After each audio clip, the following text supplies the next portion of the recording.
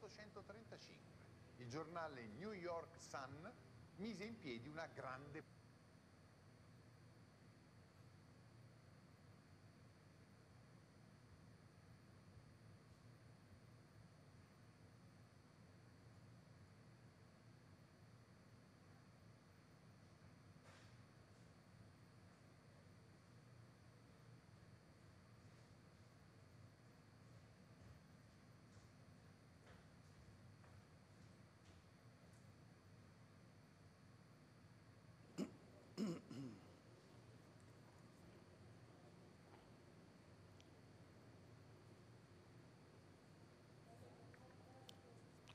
Now it's working. Yeah, okay.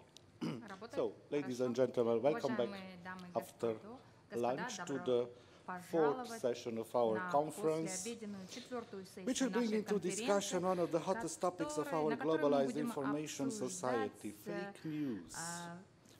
Let's stop just for a few seconds and go back in history.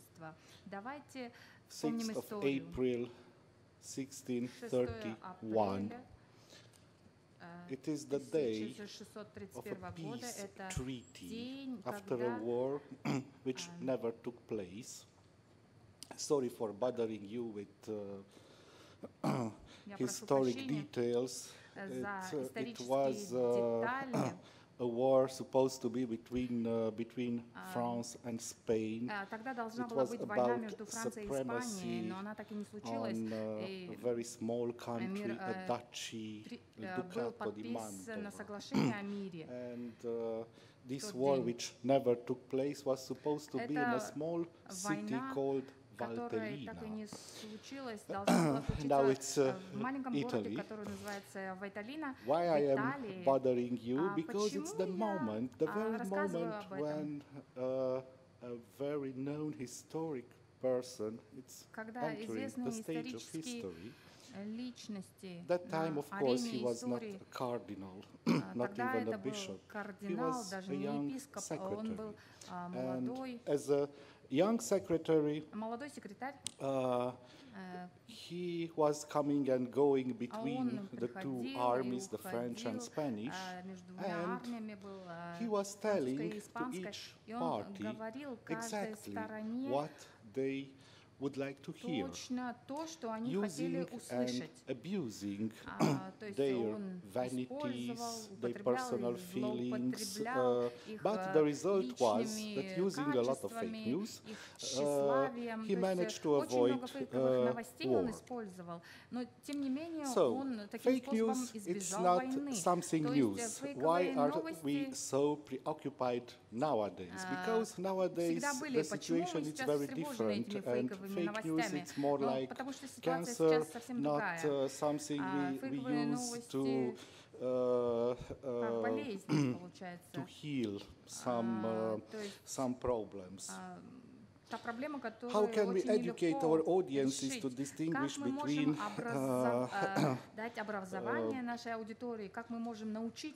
real news and fake news?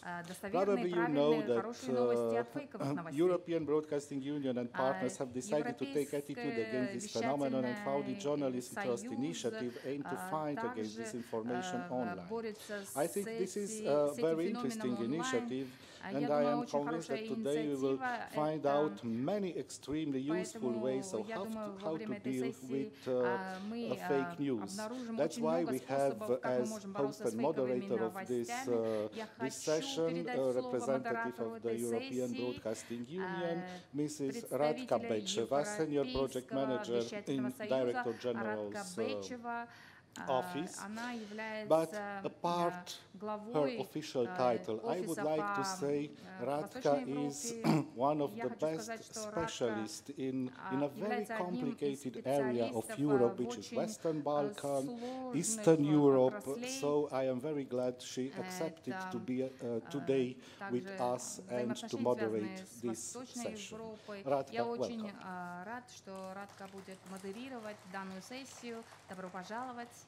Радка, вам слово. Dear Dan, thank you for the warm Большое спасибо, Дэн. Dear ladies and gentlemen, dear colleagues, уважаемые дамы и it is an honor господа, to уважаемые discuss today with коллеги. you Для one меня of the большая difficult честь challenges for обсудить одну good из journalism today, сложных the проблем challenge of misinformation журналистики. and Это disinformation. дезинформация This was и also underlined предоставление actually this недостоверной morning in the информации. speech of the Сегодня Honorary утром Vice Minister of Information and Communication вице-министр in информации и Kazakhstan. коммуникации Республики Казахстан Thank you об very этом much уже to Radio Romania упоминал. and to the organizers, И to большое Mr. спасибо Javat организаторам, Motagi and ABU также for organizing this АТВС important event за and for giving me the opportunity to chair this session. этого This is my очень first важного visit to мероприятия. Kazakhstan, Это and I'm мой really первое impressed by this мое первое very посещение modern and Казахстана, progressive city очень and very warm and прогрессивный, hospitable современный people. I was approached on the город, street очень by friendly гостеприимные people just люди, saying jokes дружелюбные and люди, которые sharing compliments шутят, говорят комплименты, nice smiling. So I'm sure that улыбаются. if I would stay longer, I would Я redeem думаю, fully my Russian language если я здесь speaking skills. останусь, So я, let me наверное, first invite намного on the лучше буду podium говорить на our русском distinguished языке. panelists, Я Simona Martorelli хочу пригласить and наших Dr. Drew панелистов McDaniel. Симона Мартарелли, And we will have доктор our Дрю key speaker, Макдэниел Ms. Julie Possetti, и joining us основной via наш Skype. спикер Джули Посетти. Fake news has rapidly become a catch-all Фейковые term to this. новости становятся очень часто употребляемым термином. Fake news has rapidly become a catch-all Фейковые term to новости, discredit all kinds of stories. очень But who часто coined the используется term? этот термин. If we say that Donald Trump coined Если мы the term говорим, fake news, it will be Дональд fake Трамп news. Producer of придумал новый CBS, термин Michael Radutsky, фейковые defines новости. it Это as действительно stories будет that are фейковая false, новость. have enormous traction in Если culture, and are consumed мы by говорим millions of о people. фейковых новостях, Fake news is completely made up, manipulated to это resemble credible сфабрикованная journalism новость, и and она attract maximum действительно attention ставит под and with сомнение an доверие advertising к журналистике. revenue. Actually, Подрывает в fake доверие news is a contradiction in terms, масс-медиа. as Frank LaRue, Assistant Director General in UNESCO, describes it. И как If it is news, then it представитель isn't ЮНЕСКО fake, говорит, and if it is false, then it can't be news. Solving есть, fake news starts avoiding the когда мы term. говорим о фейковых новостях, How it all это started? очень сложно, It с одной was in стороны, mid-2016 определить, что when это такое. В BuzzFeed media editor 2016 Craig году Silverman noticed a медиа funny stream of completely made-up stories that заметили, seemed to что originate from a появились small истории, town которые in полностью Macedonia Valleys. сфабрикованы. Misinformation, касательно spin, Македонии, lies, and и deceit have been around дезинформация forever, as Dan населения mentioned очень in his introduction. But what часто Silverman and others discovered was a имело unique место. amalgam of social И media algorithms, advertising system, people prepared to make stuff up to есть earn easy money, and определенные election that механизмы, gripped the nation которые, and с much помощью of the которых люди world. хотят заработать Why быстрые should деньги, we легкие worry? деньги. The Зачем most famous волноваться? example of fake news story Самое важное, что that фейковые has had новости и real фейковые world истории, consequences они is when a имеют свои North Carolina последствия. man opened fire at the Потому Washington что pizzeria Comet Ping Pong, это может which an online быть conspiracy может theory привести к has тому, purported to чтобы be the открыть headquarters of огонь и child sex ring быть run by началом Hillary конфликта. Clinton. Why should we То care? есть, например, Because какая-нибудь новость misinformation, Washington Post disinformation, может malinformation быть причиной threaten our good journalism. разгоревшегося They конфликта. threaten our democracy and democratic Такие values новости because they угрожают disorient нашей people демократии, and people do нашим not know ценностям, anymore what to потому trust что and whom люди to уже trust. не знают, кому Because доверять и misinformation чему puts доверять. the shutter Потому on что our open societies. дезинформация и Traditional фейковые accountability новости, journalism, они подрывают which has устои always нашего been there, общества. acting И as a традиционная trusted guardian журналистика of the public interest and as a watchdog of those in power, is now threatened. основным The доверенным turbo-fast лицом political, публики и technological, населения, economic and social transformations стоящим на дозоре nowadays are защиты tremendously интересов reshaping населения. the communications landscape and raising questions То есть about the тем quality, самым impact and формируя credibility of journalism. медиаландшафт.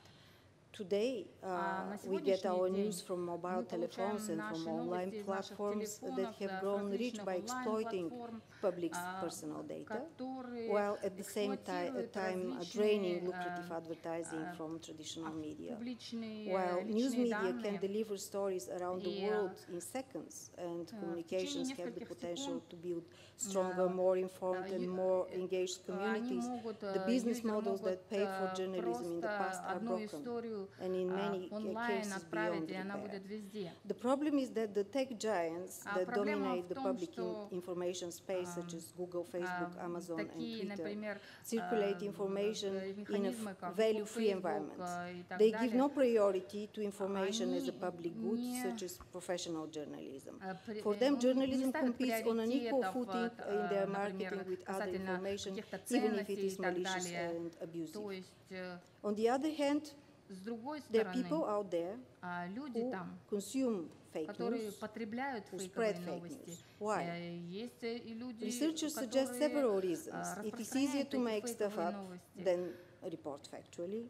It gets clicks Конечно, that намного turn into легче revenue создать for фейковые новости, enterprising lazy распространять sites. ее, чем Despite being создавать untrue, достоверные новости и распространять some их. find it's fun, entertaining, and it Иногда often для makes people некоторых это feel good. некоторое развлечение Online news получается. readers don't seem to really care Онлайн about the читатели и importance of слушатели journalistic новостей sourcing. иногда When даже не it comes to думают, из internet каких news, it источников seems that the выходят эти standing of новости. professional news agencies, the И regional профессиональные gatekeepers, новостные has taken a hit. агентства, Researchers found that для них очень readers сложно работать в usually этих pay attention условиях.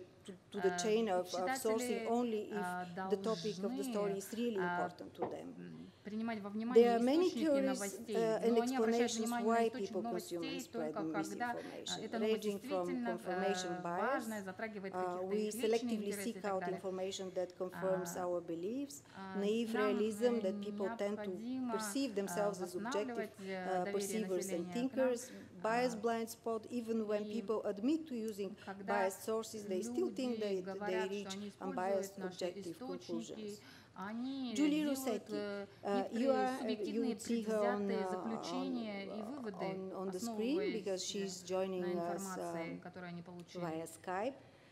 She's Через a Skype мы multi-award-winning хотим Australian поговорить journalist and academic, author австралийский of журналист и Protecting академик Journalism Sources in the Digital Age, защите Senior журналистских Research Fellow источников and в Journalism Innovation цифровое Project время. Lead at the Reuters Institute является for the Study of также Journalism. представителем Julie, you are института also a research fellow at the Oxford University Reuters, Reuters Center for the старший Study of научный Journalism. Actually, you are now moving, that's why I think that the background looks quite interesting. Задний фон у вас очень интересный. And Мы you are сейчас вас co-editor видим. of Вы Journalism, Fake News and редактором Disinformation, a new UN-commissioned book assessing the новой impact of книги global disinformation ООН crisis по on фейковым journalism and новостям и mapping журналистике, the fight back. связанные с этой Please темой. tell us Пожалуйста, your скажите findings нам and recommendations. ваши Julie, the floor is yours. рекомендации. Thank you very Julie, much. вы с нами? I'm going to take my headphones out, so just bear with me. I can't actually concentrate because the translation is much louder than you were, Radka. But we'll deal with that because that's how we roll as journalists. So I am here today speaking to you via Skype, as was suggested, from a very messy room at the top of a house in Australia, in Sydney, and I'm on my way in the next few weeks to Oxford University to work with the Reuters Institute for the Study of Journalism. So I want to talk to you today about this mission that we have, mission critical we're calling it, to fight back against the scourge of fake news, and I'm using air quotes because, as was suggested, I think, in that introduction, the former Assistant Director General of UNESCO, Frank LaRue, has made the point that if it's news, it can't be fake. News is verifiable information shared in the public interest. Fake news cannot exist, therefore. But it's a term that's now incredibly widespread internationally. It's a term that predates Donald Trump. It appears in the literature in reference to satire, for example. Historically, satirical news has had a powerful role in societies to counter propaganda, for example. But now we have this catch-all phrase that's really been weaponized by politicians. So in a moment I'm going to share with you this video, but I just want to emphasize the point that we really are in what some people are referring to as a disinformation war. Certainly we're in the midst of a disinformation crisis. We have to acknowledge that technology, as potentially unifying and even democratizing as it might be, and certainly that was one of the early perspectives on the network society, we are in a situation now where artificial intelligence and other technologies have made it so easy to create fraudulent content, passing itself off as news, that we have to acknowledge the devastating consequences that can occur with disruption to elections, with the erosion of trust in traditional media. They're just some of the implications, but genuine threats to open societies broadly. And so I think it's really important to highlight the focus on journalism, journalism's responsibility, journalists' responsibility to fight back against this problem. And that's a point that I was reading about just before we crossed to this session. The Canadian Foreign Minister just yesterday had made a speech in which she says that the very best tools that societies have to fight back against fake news, the very best tools are the tools of journalism. So those are the tools that we should use in our effort to fight back. And she made that speech while accepting an award from Foreign Policy magazine. And her point was that collectively, as societies, we must push back against the fake news scourge, because otherwise strong men who are authoritarian and really threatening open societies will continue to thrive. So the important point to make now really is that not only are journalists and journalism the subject of attacks in the context of disinformation and fake news, but they are also the bearers of the most important tools for fighting back, and those tools are facts and truth. But when we see the way in which manipulators of information can take the tools of truth-telling in the form of news journalism and produce the kind of content we're going to have a look at, then I really think we need to acknowledge that the difficulties that audiences more broadly face. So let's take a look at this video now, just to get some idea of how easy it is.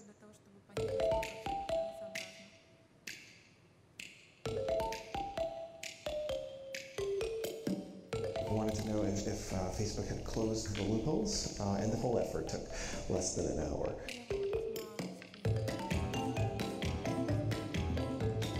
I decided to go with the name Citizens News Networks. The story that I used was actually a very famous fake story about a Donald Trump protester who is saying that he was paid $3,500 to protest a Trump rally. This is a really ridiculous looking site. It doesn't seem very authoritative in any way. And that's really easy to do, and it takes 1 or 2 minutes. They don't check. I was claiming to be a media outlet, but that was all self-declared information.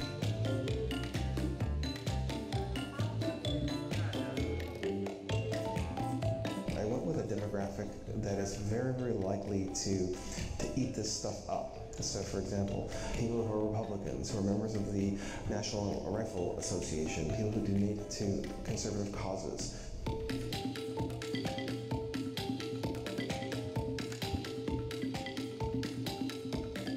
Reaction was bonkers. Like, people were clicking on it and commenting on it and sharing on it and liking it like crazy. Within an hour, about 5,000 people saw it. I just want to get caught. I want somebody at Facebook to shut this down and say, this is the violation of some term. Facebook's approach to fact-checking is actually not doing well. People think that content throughout the site is being checked because they're seeing some disputed tags. And that's just not true. Citizens used to have a right to an opinion, and now they have a right to their own reality. Facebook flatters their vision of the world, and they're never forced to challenge their assumptions. They can go off in some rabbit hole of untrue. If you are of the mind that you would like to undermine our ability to think about facts and coherently argue about policy, you're going to turn to social media to get your word out there, to mess with people, to frustrate people, to confuse people. Because nothing better has ever been invented.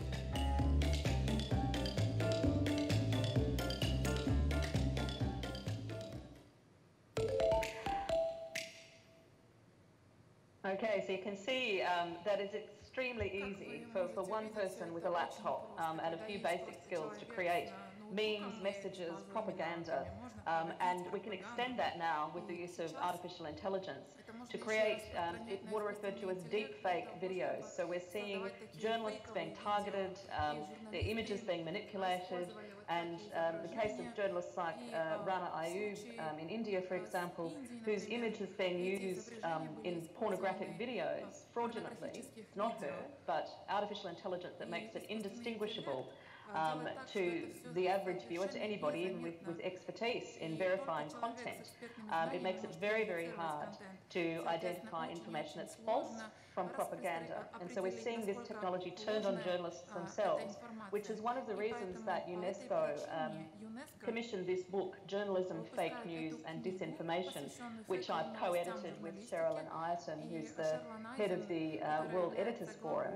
And I have to say, I'm not speaking on behalf of UNESCO, which is a very important point to underline. I'm speaking as a researcher and the author of this forthcoming book, which is expected to be published by the end of this month. And I'll come back to this book in some detail later, but the nature of this crisis is such that not just the EBU, not just the EU, not just the ABU, but the UN itself is taking this situation extremely seriously. But first I want to take you through some of the data that the Reuters Institute for the Study of Journalism uncovered in its very recently released digital news report for 2018. As many of you will be aware, it's the biggest survey of news audiences in the world, 5 continents, 37 markets, 74,000 respondents, as you can see. But the important point to note in this context is that for the very first time, the term fake news, which we acknowledge is deeply problematic because of all of the confusion around the term and the way in which it's misused, but that term came up in audience focus groups as a focal point of concern, and that wasn't the case a year ago. So you can see how quickly this has arisen as an issue. And so I think the other thing to note is that it's also whipped up by politicians, but we think that it's important to acknowledge that when this is being raised by audiences and we see it being reported on by news organisations, we have to acknowledge the way in which it's threatening the sustainability of reliable and trusted journalism, but also, as I said, open society. So it is a case of Donald Trump causing attention to be placed very much on this term fake news, not to describe fraudulent content or disinformation. He uses it to decry his critics. He uses it to attack independent journalism. And that rhetoric is fanning the flames of the disinformation crisis and causing confusion within audiences. So 49% of respondents in the Reuters Institute survey who came across the term fake news used by a politician to undermine journalism. And we also saw evidence of that in Hungary, Malaysia, and in Turkey, in countries particularly where division or contested elections are occurring in the context of disinformation campaigns. In Germany, where it's less of a problem, only 25% of people who responded said they heard this. So what does this mean in terms of the way audiences understand disinformation and misinformation, which are terms that are often used interchangeably problematically? What kinds of things do they identify as, quote, fake news? Well, the majority of people who responded identified what they referred to as poor journalism, and they included clickbait, for example, in those kinds of examples. So journalism that they felt did not live up to standards. It's possible, of course, that includes journalism that's agreed with, but that's the response.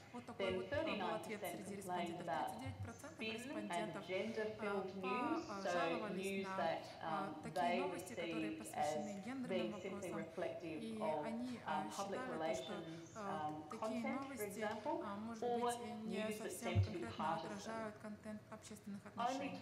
И 26% респондентов сказали, что они были подвержены совершенно сфабрикованному контенту, и нам нужно понимать, что в такой ситуации, может быть, они не были совсем подвержены, но, по крайней мере, они понимали, что при всем этом контент, с которым они имели дело, является фейковым. И из исследований, которые мы проводили для ЮНЕСКО, мы начинаем понимать, что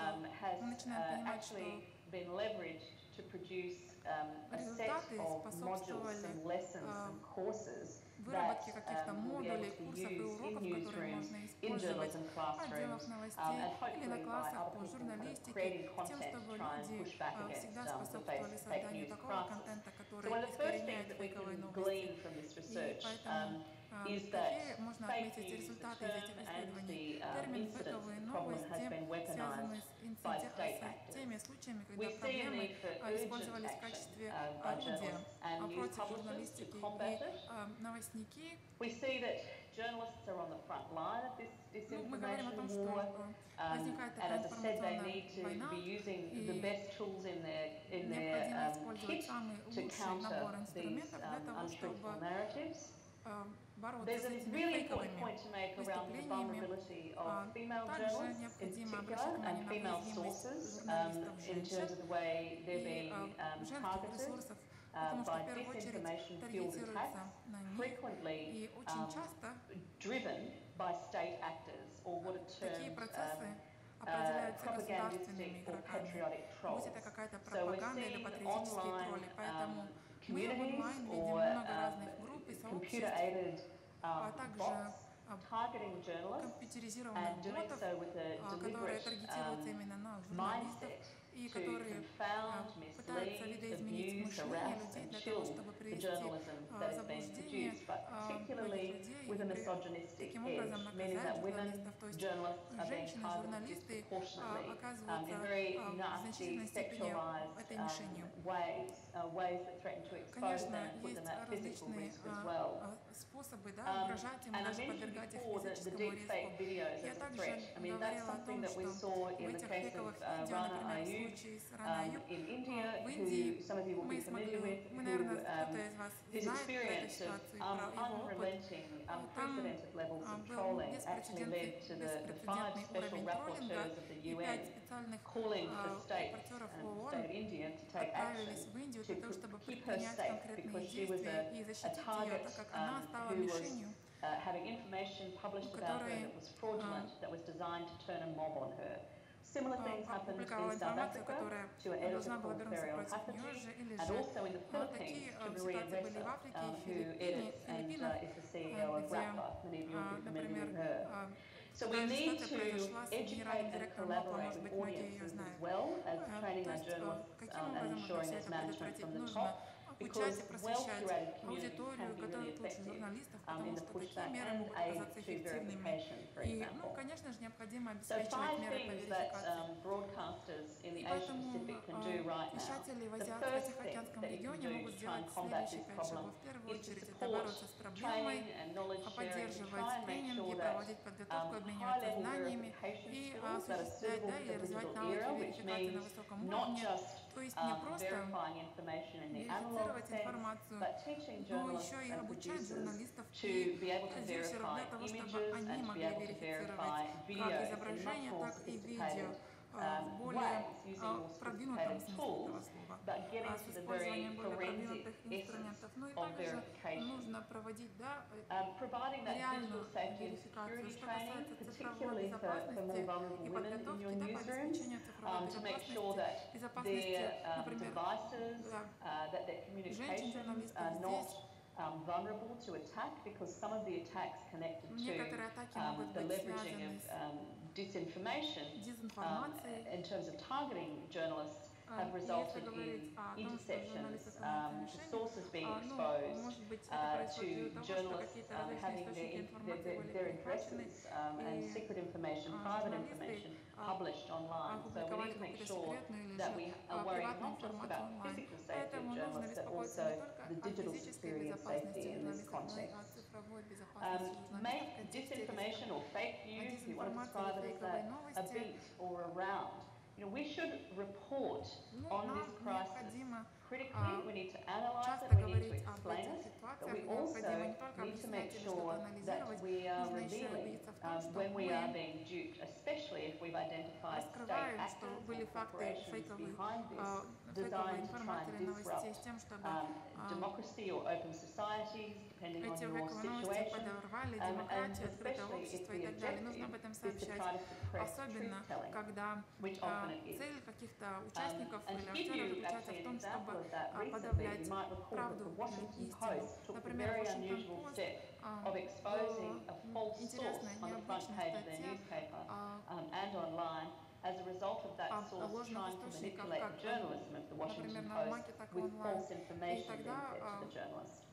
So we need to double down on accurate journalism that's produced in the public interest, and importantly, journalism that is inclusive and respects diversity, journalism that doesn't preach, that doesn't condemn broadly in a partisan manner, is likely to have greater respect and engender greater trust within audiences, but it's also the journalism that's inclusive, that embraces audiences and treats them with respect, that is journalism that has humanity, that's the kind of journalism Julie, that may we are a little bit running out of time. If you could reach a conclusion, it would be good. Thanks. I'm just about to do that. The very last thing I want to say is that we can collaborate in the fact-checking process, and I just encourage you, when this UNESCO book in particular is published, to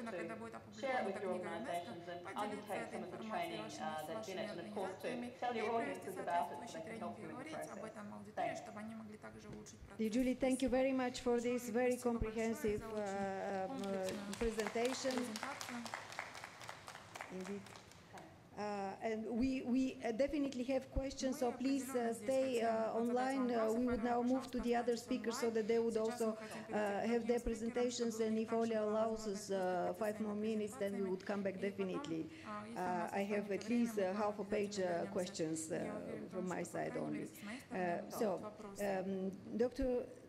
Dr. Drew McDaniel, you are Professor Director of School in Media Arts and Studies at Ohio University. You have had also an experience as a Director of Center of International Studies and Director of Communication and Development Studies and Director of South Asia Studies. How do you see the problem of misinformation and disinformation in general, and in particular in the United States?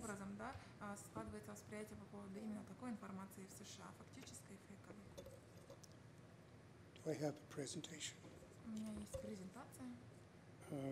Well, maybe not. I have just a few very simple points to make.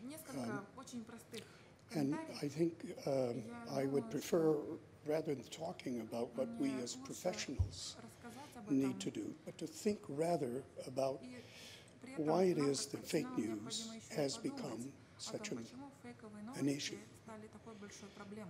One blame has been made on technology, and certainly the internet facilitates those people who would like to present news or something they claim as news. Actually, I would like to draw a strong distinction between two terms that I think are conflated. Fake news, in my definition, would be news that is intentionally deceptive. It's intentionally false, and usually for some ulterior purpose. Separate from that is false news, which is produced by people who believe themselves to be journalists, but which in fact is produced in a way that doesn't meet journalistic standards. I think, for example, in the United States, a particular website, Breitbart, has been in the news extensively. And the people who work at Breitbart, I'm certain, consider themselves to be journalists, and their output to be news. But in fact, most journalists looking at their output are skeptical of the news that they put forward because it is produced without due attention to the quality of their news sources. So I think that's an overriding issue. And that we ought not to conflate this term fake news with those people who are on the fringes performing as journalists, who often have huge followings. The second point I would like to make is that there is an easy way to understand why fake news has gained such notoriety. And it isn't just a technological issue. It has to do with human nature. There is a theory in social psychology called cognitive dissonance. And cognitive dissonance is a theory that says that if you are simultaneously holding two disparate, conflicting ideas, it is going to produce a psychological discomfort, which can be relieved either by dismissing one of the sources of this discomfort or by moving away, that is, failing to hear that conflicting belief. Currently, it's very easy to find another source which might conform to whatever belief you hold, no matter how absurd that belief might be. As you may know, in the United States, we went through a period of time when conspiracy theorists argued that Barack Obama should never have been allowed to run for president because he wasn't a citizen. He wasn't born in the United States. There were literally hundreds of thousands of people who subscribed to this idea. And they were abetted by news websites, Breitbart being one, that carried news stories supporting this claim. And even when mainstream news outlets came up with a copy of Barack Obama's birth certificate, official birth certificate in Hawaii, still people simply dismissed the story and turned to Breitbart. So, in one sense, it seems to me that we can't really solve the problem of fake news until we create better human beings who aren't subjected to this cognitive dissonance phenomenon and who can accept and change positions readily when confronted with new information. There's been a good deal of talk yesterday and today about the respect for journalism and the trust in media. And certainly false news, as well as fake news, undermines trust in journalism.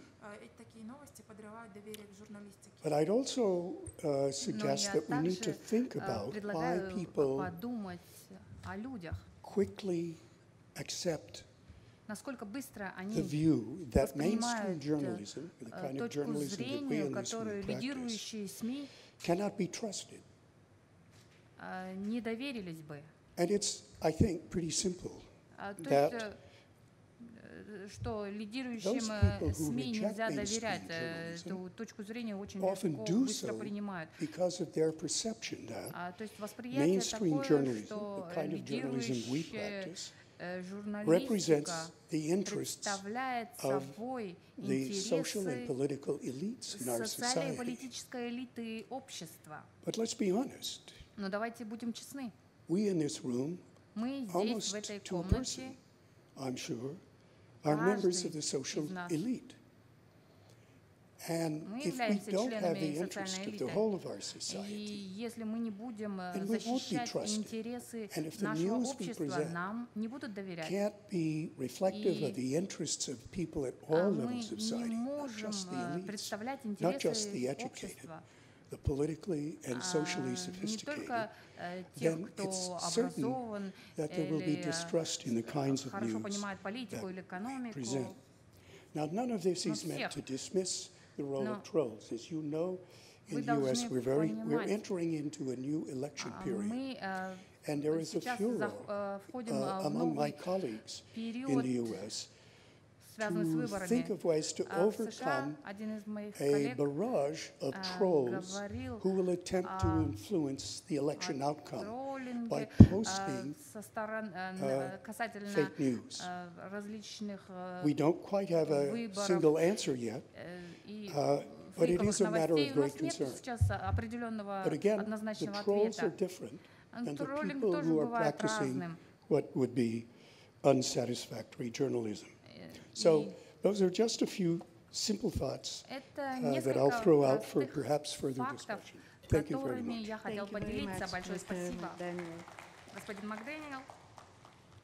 Simona, you are Vice President at Radio Televisione Italiana and Vice Director of International Relations and European Affairs at RAI.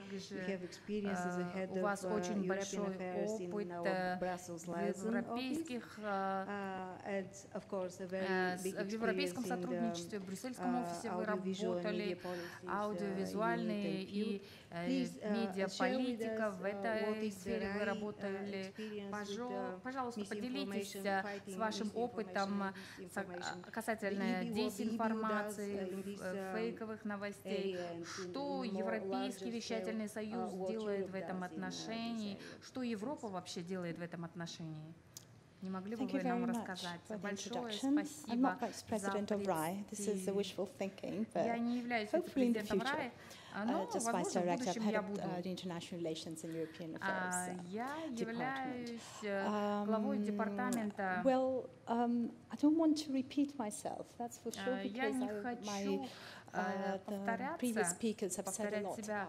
И предыдущие зрители, спикеры очень много говорили о фейковых новостях, но фейковая новость — это достаточно обширный термин. So it encompasses a spectrum of information types. Of course, there are relatively low-risk forms of disinformation, such as honest mistakes that can be done by reporters or partisan political discourse or use of clickbait headlines. But there are very high-risk forms, and this is, for instance, foreign states or domestic groups that will try to undermine political processes in other какие-то группы, возможно, хотят подорвать влияние других политических групп в других странах. То есть различные процессы created a new word, which is post-truth, an adjective relating to or denoting circumstances in which objective facts are less influential in shaping public opinion than appeals to emotion and personal belief. The underlying problem, though, is this growing level of misinformation online and also, of course, offline, that trusted and quality sources of information, such as public service media, really need to address. And there are some fundamental aspects that we need to consider, such as the evolving nature of disinformation, the dissemination patterns and techniques that require an evidence-based understanding of the scale, the scope and impact of the problem in order to calibrate appropriate measures. So at the time when concerns are mounting about fake news, ensuring that news is delivered with high editorial standard is essential to sustaining well-functioning democracy. And if the health of democracy is measured by how well citizens are informed, then public service media really play a crucial role in telling people what is happening in the world. I was going in my car, driving in my car from my home to the office, and there was a program on radio on fake news, and very, very well-known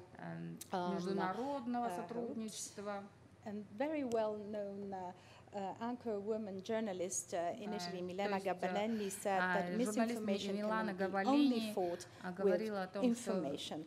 And I think here lies the pivotal role of public service media with their trusted brands and of their important role.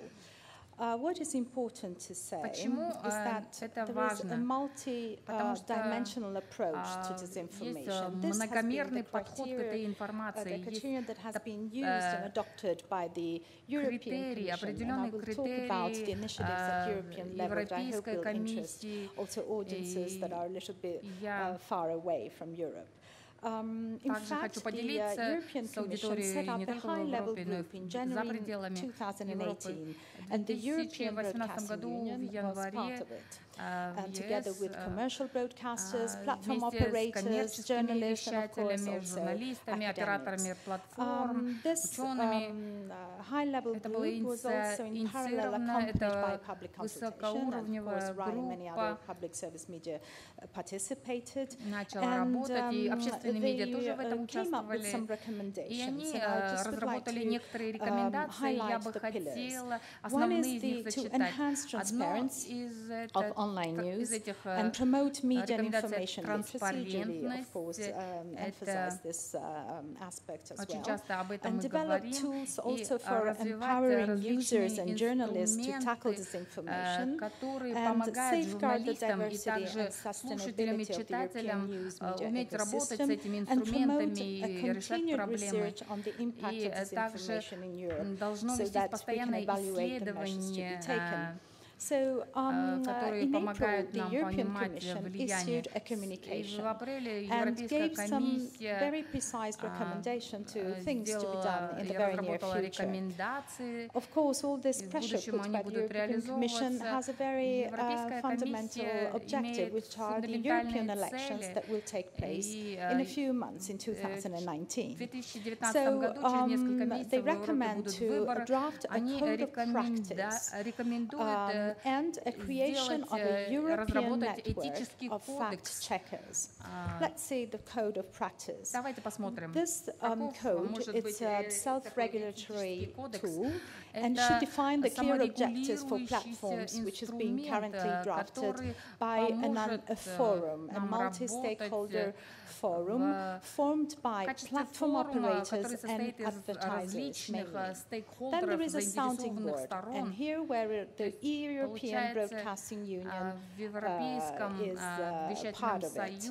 And the multi-stakeholder alliance, they will draft this code of practice that will be published in a few days. Unfortunately, I don't have a draft to share with you. But the most fundamental things are that adapt advertising policies, no disinformation for profit, transparency and public accountability with regard to users' data. One thing that is very important for public service media, to improve visibility of reliable, trustworthy news and access to it, and also provide data on functioning of services, including for researchers and general information on algorithms. The time frame is extremely tight and ambitious. This is because, of course, the European elections approach. So in July, we should have this code of practice, the adoption and publication in September in 2018 with related KPIs. In October, there will be a publication of the opinion of the sounding board, and in January, March 2019, the evaluation of the Commission of the implementation of this code of practice. And maybe they would say it's not sufficient, and they will come up with possible additional legislations. This is the next slide I'm showing you is the European Broadcasting Union position that has been conveyed to the European Commission during all this preparatory work of the high-level group? Well, it is a holistic approach.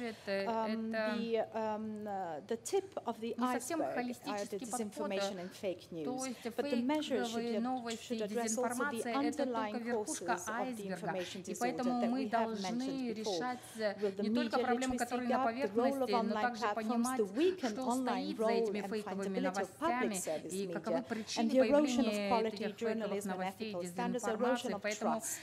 In fact, the fake news area is really a symptom due to mainly the erosion of trust and also the filter bubbles, these echo chambers, the comfort zone where people really want to be confirmed in their beliefs and so forth. So any kind of policy measure really needs to, that wants to fight disinformation, or let's call it again fake news, should be cautious and proportionate and protect also freedom of speech and pluralism. Now I'm Italian and I want to give you just a very short zoom in Italy and on what we are trying to do as RAI on public 2 minutes, not fair. Because I have less than the others. Allow me maybe a couple of minutes. I'll do it as quickly as possible. So here is the chart that shows that the newspapers' readership is falling steadily, but television news viewership is quite stable, and we as RAI have a top ranking there. We have the highest audience, which is very good for us, but online we dropped 6.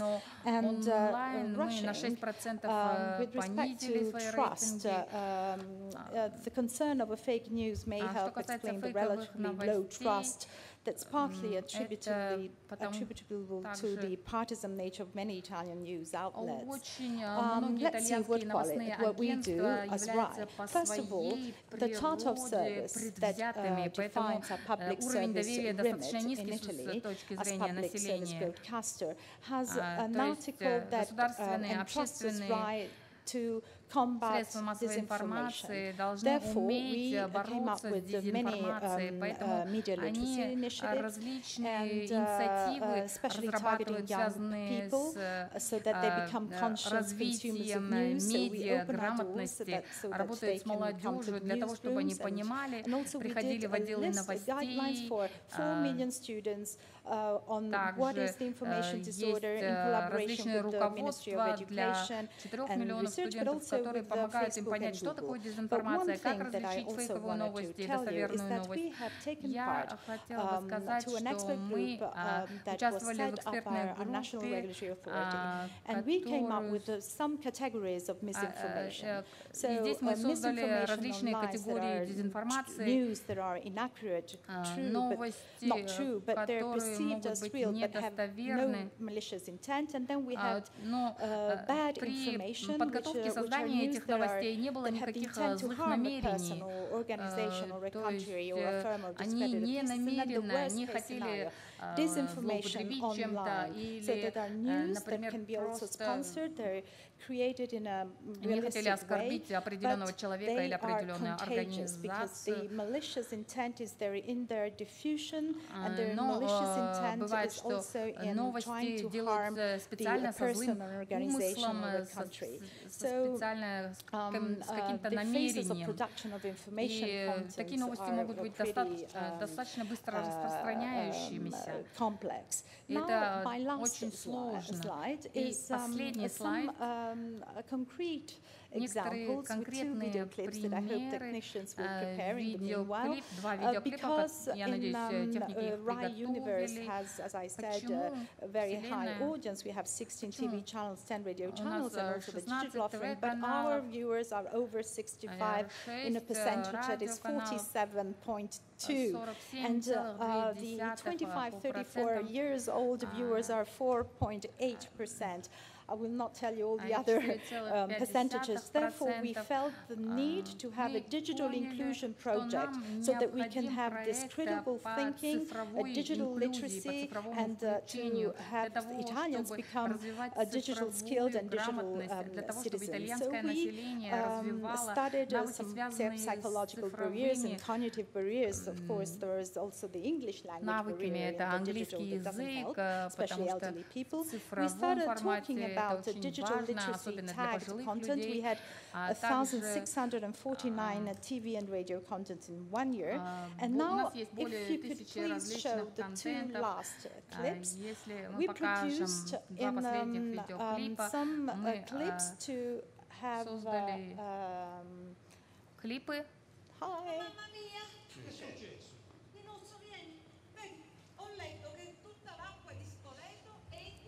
Hi. I need these English subtitles, please. На английском субтитры еще должны быть. Romanian colleagues, maybe it's Una fake news. E che cos'è una fake news? I think it's important to show the. This is a clip that I hope that Niklas will show you. That has been produced in prime time. Создан в prime time. Okay, they're still trying, and just to use actors that are very well known in Italy, актеры, которые очень известны в Италии. Explain what fake news Они просто объясняют, что фейковые новости. Drama kind of soap Что такое фейковые новости в форме драмы, в формате драмы, для того, чтобы все поняли. Мы говорили, что есть 5 миллионов людей, то есть аудитория очень большая, очень обширная. То есть мы хотели простым языком объяснить, что такое фейковые новости.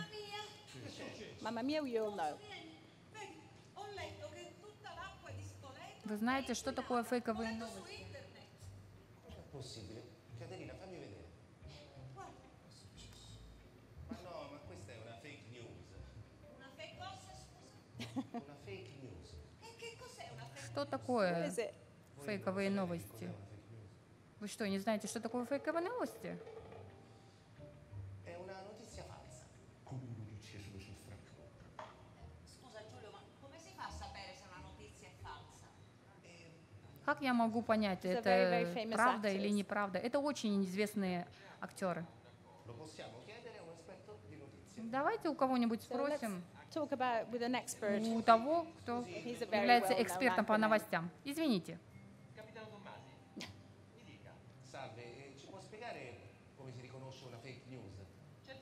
Вы можете рассказать мне, что такое фейковая новость? Да, конечно. Tanto però si può incappare in una fake news. Come la riconoscete? Perché è una notizia in molti casi sensazionale, vi invitano a cliccare su quella pagina, voi la aprite, ma l'obiettivo è sempre lo stesso, farvi leggere la pubblicità. E allora in questi casi, prima di credere a una notizia così o di divulgarla sui propri profili social, sarebbe meglio говорят на итальянском языке. К сожалению, мы не можем видеть субтитры. se magari ne abbiamo parlato noi al telegiornale. Dottore, mi perdoni, ma allora per l'acqua di Spoleto possiamo stare tranquilli? Eh sì, signora Caterina, può stare più che tranquilla perché l'acqua di Spoleto è buonissima. Телеведущий рассказывает доступным языком, что такое фейковые новости.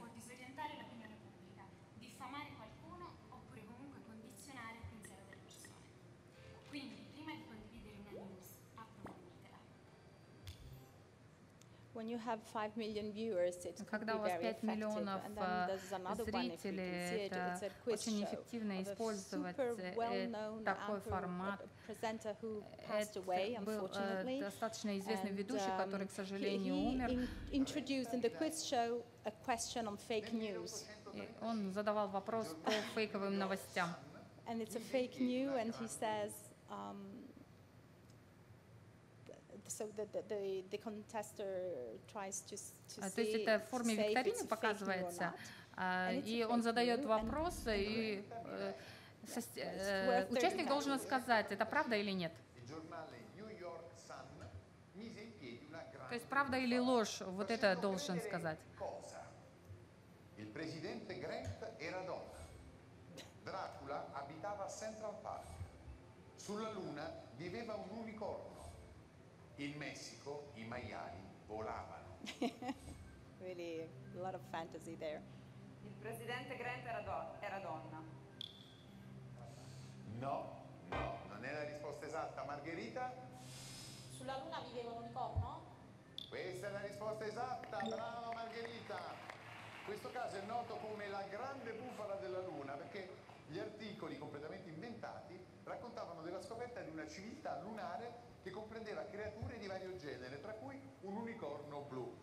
Uno dei primi esempi di fake news, cioè quelle bufale che oggi riempiono la rete, e visto che 1/3 degli italiani si informa attraverso web e social, insomma bisogna fare attenzione a verificare sempre le notizie che si leggono in rete, affidandosi a fonti credibili. Ведущий говорит о том, что насколько важно всегда дважды проверять источник новостей.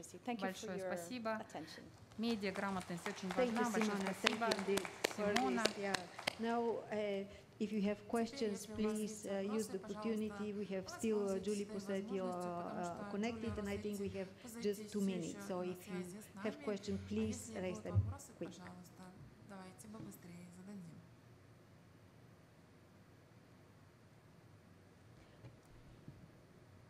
Okay, if there are no questions, Julie, I had promised half a page of questions, but at least one.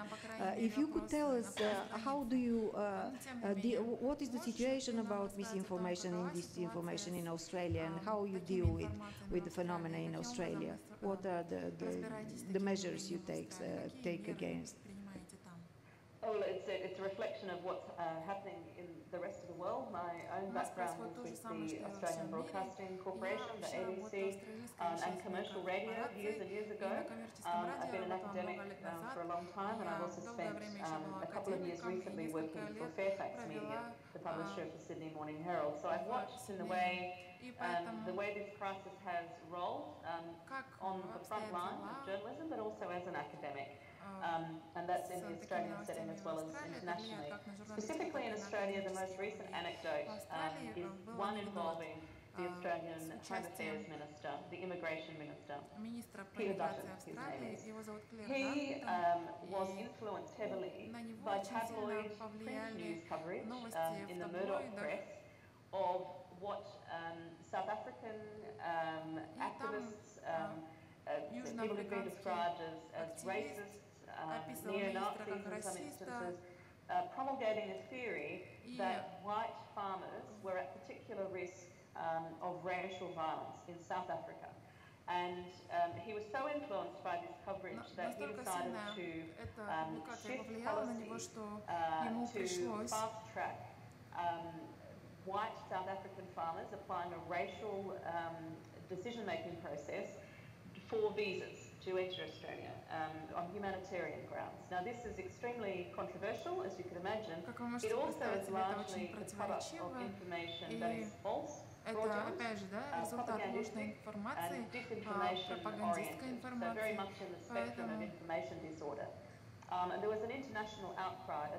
Есть также еще дипломатический инцидент между ЮАР и Австралией, который возник в результате этой фейковой информации. Каким образом поступили журналисты в конечном счете? Они провели расследование с тем, чтобы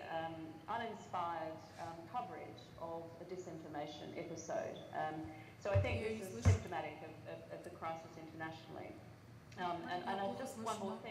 И еще одно я хочу сказать, когда книга ЮНЕСКО была опубликована, люди очень много внимания уделяли ей касательно информационного беспорядка и так далее. Также, что такое информационный беспорядок? Мы на глобальном уровне все проверяем и так далее. Я думаю, что для этой индустрии, для медиаиндустрии, это действительно хорошее руководство, которое может использовать. Большое спасибо, Джулия, за прекрасную презентацию, за обсуждение. Я думаю, что нам необходимо закончить нашу дискуссию касательно дезинформации и ложной информации. Мы думаем, что хорошая журналистика на самом деле может внести вклад в развитие демократии. И я думаю, что мы должны усилить саморегулирование, мы должны учить наше население, наших слушателей, чтобы они разбирались. Если у вас есть три основных совета, Симона и Дрю, могли бы вы их озвучить? I think that also the other speakers said that journalists need to be sort of less snobbish with respect to what's happening on social media and trying to have the courage to criticize, oppose. Also, if there is sometimes this bullies of anonymous sources of news. So I think that we need to fight bullies, but also at this level, and have the courage for that. Drew? We heard that you are quite pessimistic, but we would have actually even more artificial intelligence creatures coming, but I don't know about better human beings. We're working on it. Thank you all for listening. Thank you for the contributions and for this good debate. So let's give applause to the panelists. Я ее так плохо слышала, вот эту вот, которая по скайпу. Прям вообще то слова слышала, то не слышала. У вас нормально было слышно? I also would like to thank very much speakers and Radka. And now, ladies and gentlemen, I am pleased to invite you to a playful intermezzo. A project we all know because it's worldwide spread. It's Generation What. Now implemented by our colleagues from NHK in Japan. So I am delighted and honored to introduce Mrs. Tomoko Matsuda, Senior Manager Global Strategy Division. And I will not introduce you because you are very known, Mr. Katsuhiro Beniko, former Director of Programming at ABU. Please.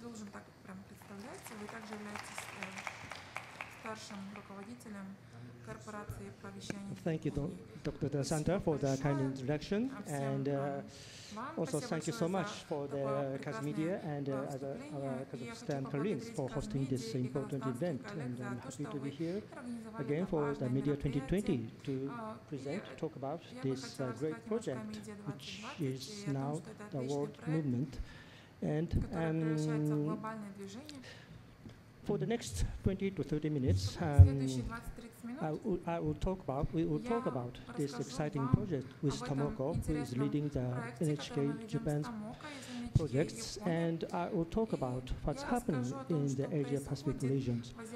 So, of course, most of you may well know about this project, but for the people, for those who are not so familiar with this project, we will take a look at the trailer first. So could you please start the trailer first, please? Можете включить этот трейлер?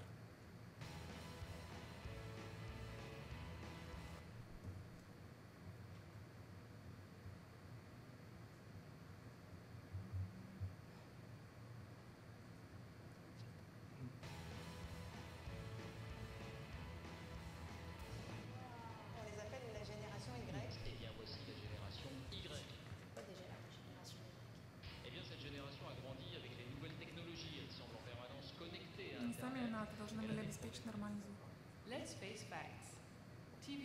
Давайте используем факты. ТВ-станции по всему миру поддерживают связь с молодыми людьми, и их программа отражает развитие и взросление аудитории. И поэтому вместо того, чтобы разговаривать с молодыми людьми, они приглашают более взрослых людей, которые бы описали свое поколение.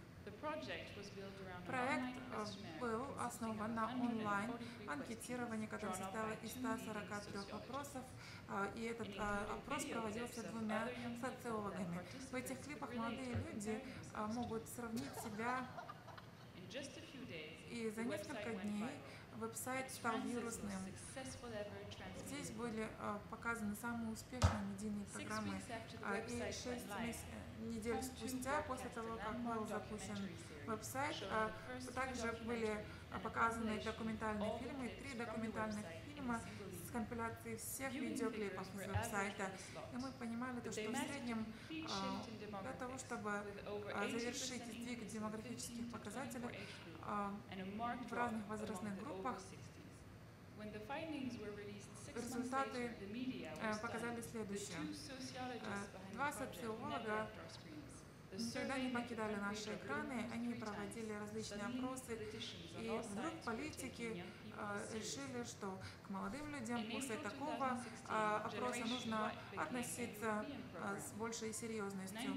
И потом поколение Вот стало не только азиатско-тихоокеанской, но и европейской программой, и АТВС запустили такую же кампанию во Франции, и у каждой компании свои веб-сайты, все веб-сайты связаны с центральным хабом, поэтому каждый пользователь может создать портрет своего поколения в своей собственной стране и сравнить себя с молодежью в других странах Европы.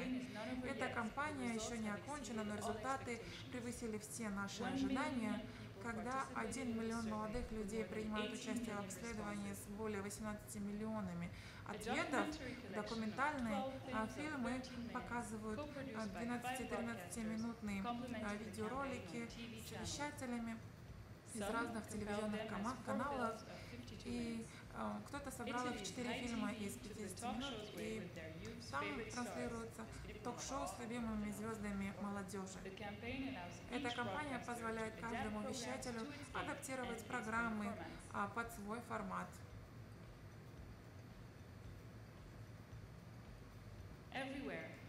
Повсюду кампания поколений «Что» транслируется и реализуется для того, чтобы узнавать больше о молодежи той или иной страны. И мы знаем, что у молодежи одни и те же ожидания, одни и те же поведения, одни и те же ценности. Таким образом мы создаем новое телевидение. Телевидение 21 века, такое телевидение, которое будет носить транснациональный характер. Добро пожаловать в мир поколений «Что». Okay. So this generation what, as you know, originated in France and spread to the Europe with the support of EBU, European Broadcasting Union. And now in Asia Pacific, we are starting this project. Теперь мы начинаем такой же проект в Азиатско-Тихоокеанском регионе. Okay. So this project started in France and now they have completed the survey in Europe, and they had more than 1 million young audience access to these websites. And in Europe, they are now making documentaries related to the result of these surveys, and also in in recent years, in Arab State Broadcasting Union, ASBU, and they are introducing this project to Arab states. Sorry. So what happens in an Asia-Pacific region? And this French founder of this project, YAM2 and UPN, we are partnering with these French producers, and in cooperation with UNESCO and ABU, we are trying to introduce this project, website build, to Asia Pacific. The role of UNESCO is fundraising for the project, and ABU is coordinating the whole project. And under ABU, NHK is also taking the part. And we had first steering group meeting in Bangkok last year, and we started preparation for this survey to introduce to our region. And this map shows the countries who will be participating into this project. So far, more than 10 countries from our region confirmed participation, and some of the countries are still waiting to be on board. But we have nearly 12 to 13 countries who will be on board the project. These are the countries who have already confirmed or hopefully joining the project.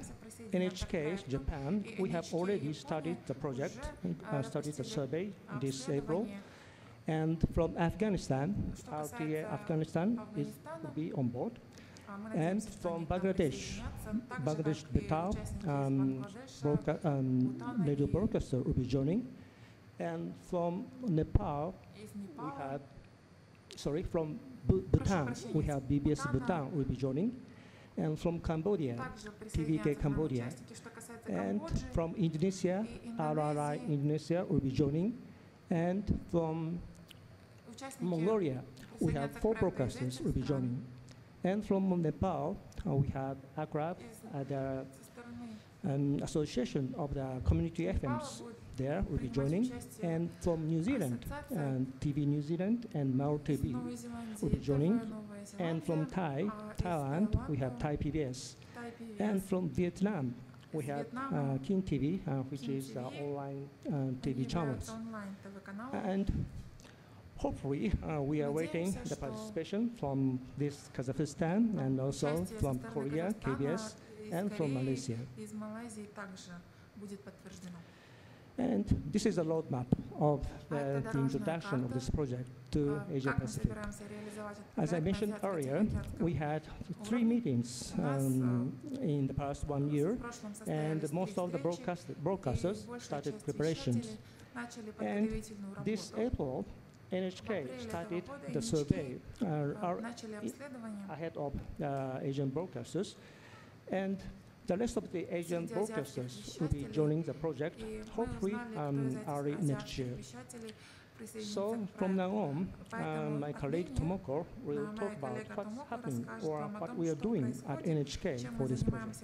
Over to you, Tomoko.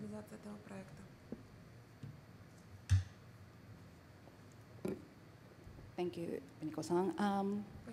Thank you everyone for having me here. I'm really excited to be here to share our experience in this wonderful global web event, web project for the millennials.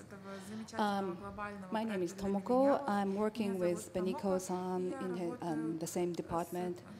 But I have recently moved from the programming department of NHK, and for 1 year I've been working with Miami2 and Yupion, the French team of Generation Watt, to make this project, to bring in this project to Asia and Pacific region.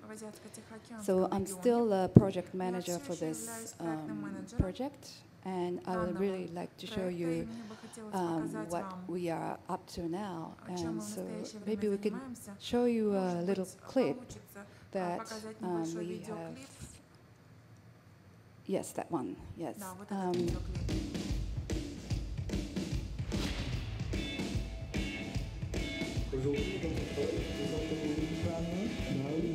J'en sais rien. Moi, j'ai pas de tête.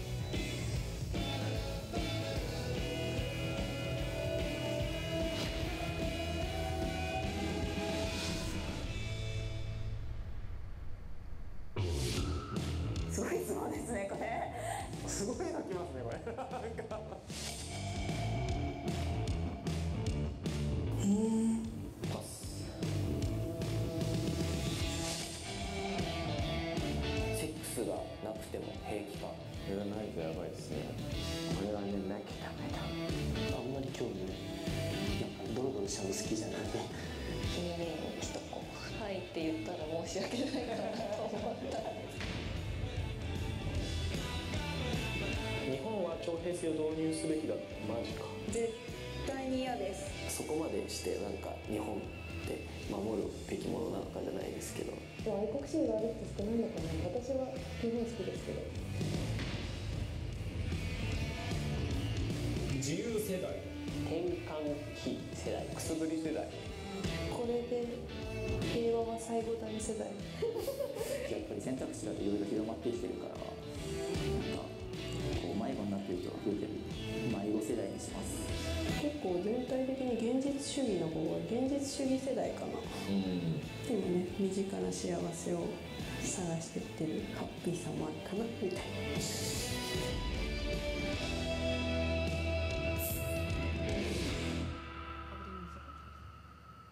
Yes, so that was a promo that we've put up on our website and social media, announcing our launch of the website and calling for the participation of the survey. And now I would really like to introduce our website. Can you turn? Yes. So this is our website for Generation What Japan. You can obviously see we keep the brand image of Generation What, but it's all in Japanese. And you see the logo there. It's Nani Gene. Nani refers to what, and Gene is a short word for generation. So we try to make it smaller so that it's much easier for people to find our website through the search engine, Nani Gene. So, can you turn? Can I operate here so that I can show the web survey page, or are you going to operate?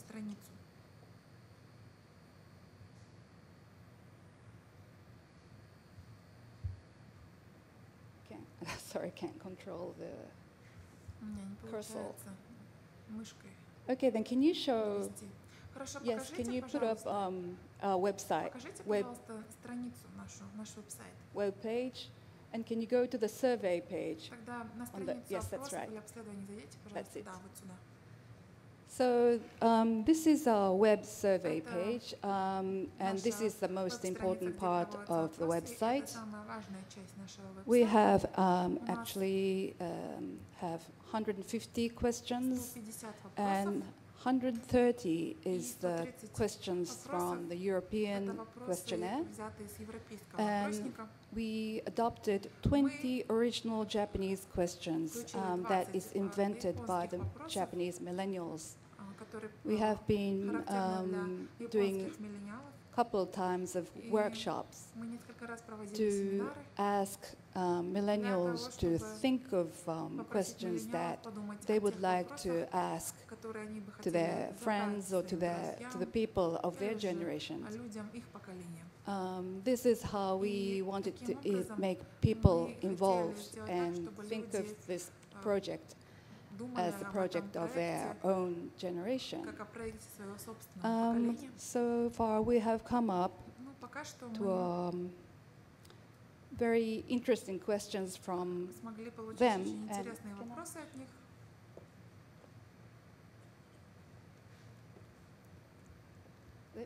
let me show you some of the original questions.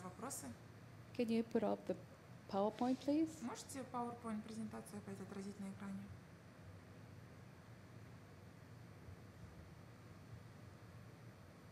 So this is a survey page. Yes, so this is Japanese original questions. Это вот оригинальные вопросы. Very funny questions, и можно очень смешные вопросы увидеть, и серьезные вопросы. И также касательно секса есть вопросы. Если у вас специальные друзья, то есть бывает ли у вас секс по дружбе и так далее. That kind of questions. Well, we have 20 of those. So the people who were involved in making these questionnaires, те вопросы, которые составляли вопросы для опроса, through this workshop, there was a conversation between the same generation, через семинар проходили различные обсуждения. То есть с помощью этого вопроса мы получили различные ответы, различные мнения миллениалов. И это было для них тоже прекрасным опытом.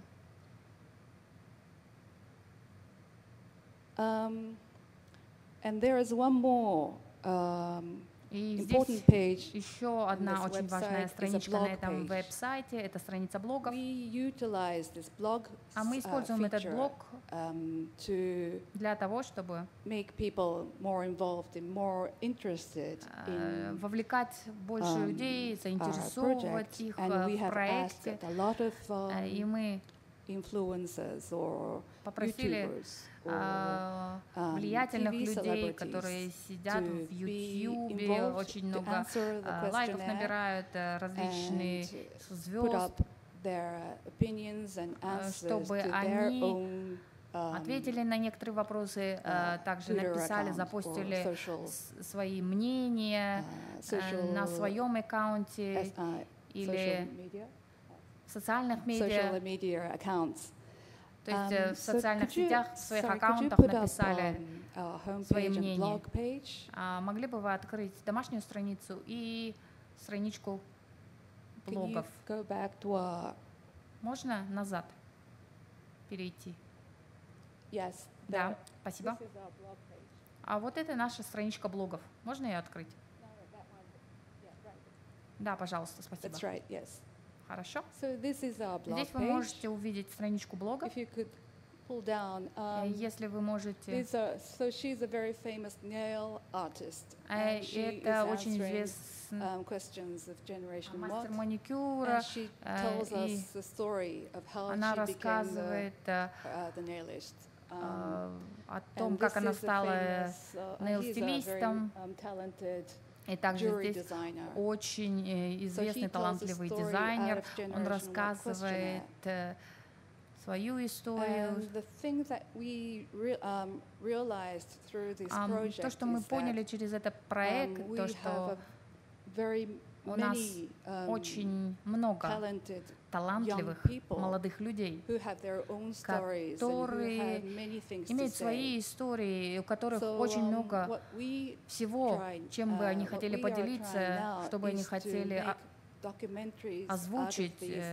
И мы собираемся делать документальные фильмы, основываясь на этих интервью. Этот документальный фильм называется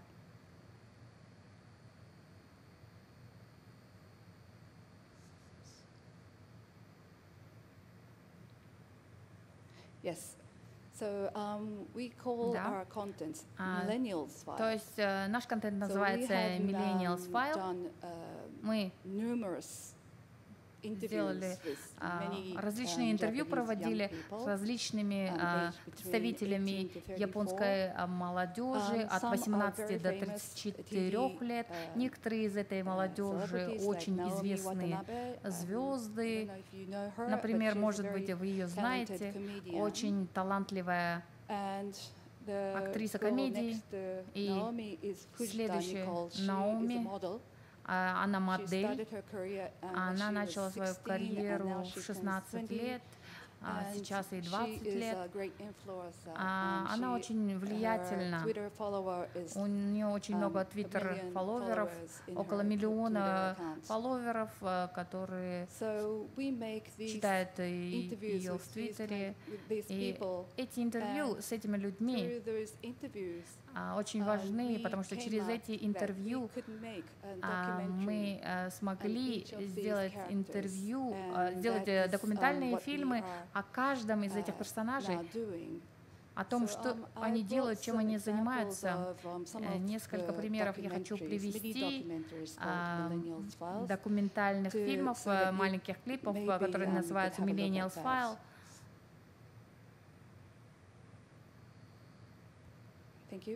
Большое спасибо. Давайте посмотрим.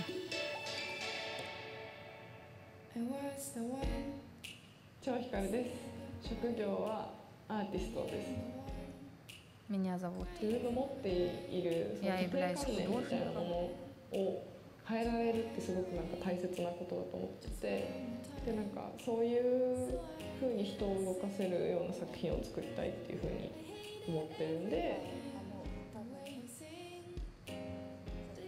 書いてあるものって普通のものなんですけど、日常の要素を非日常的に見せることでなんか別の意味を感じられたりとか、я хочу выразить свои мысли и показать совершенно ординарные вещи, совершенно обычные вещи в необычных условиях, необычных ситуациях. なんか小さい時からこう違和感を感じる瞬間みたいなのが多くて、例えばその国家をчувствовала себя совершенно неизвестно. なんでそもそもみんなこの歌を歌ってるんだろうっていう結論になったりとか、日本人だからこういうことするよねみたいな、じゃあ私はその常識の中の立ち位置はどこなんだろうみたいな、それがなくて疑問もなく過ごしてたらそんなに作品作ってないかもしれない。Я тоже так же думала, я думала, что это правильно. いろんな意見の人とか、まあ、国籍とか性別とか人種の人たちがお互いへの想像力をなくしてるなってすごい、特に最近文化同士の架け橋みたいな作品でね、それができたらいいなっていう世界平和に貢献したい。с помощью своего искусства объединить различные культуры, которые все время спорят, соревнуются друг с другом. No, we can stop here. Давайте здесь остановимся. Большое спасибо. In each file, we adopt one question from Generation What, and that reflects the life and the way of thinking of the protagonists. And we are intending to make like 100 files by the time of 2020 Tokyo Olympic Games. And I think the protagonist doesn't necessarily have to be Japanese only. I think we can involve Они не обязательно должны быть японцами, то есть мы можем вовлекать различных молодых людей из Азиатско-Тихоокеанского региона.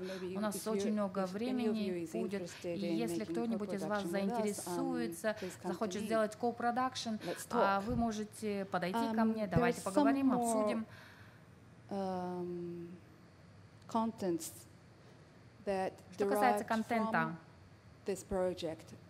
прямо из этого проекта, к сожалению, у меня закончилось время. Мы можем попозже об этом поговорить во время кофе-брейка или во время ужина, потому что очень много, и один из плюсов этого проекта, у вас очень много ресурсов, очень много возможностей для того, чтобы создать контент, потому что у нас очень много интервью и данных, которые мы собрали в ходе этих интервью. Я бы хотела поделиться с вами комментариями, идеями. Возможно, Азиатско-Тихоокеанский проект. Об этом мы можем поговорить позже. Большое спасибо.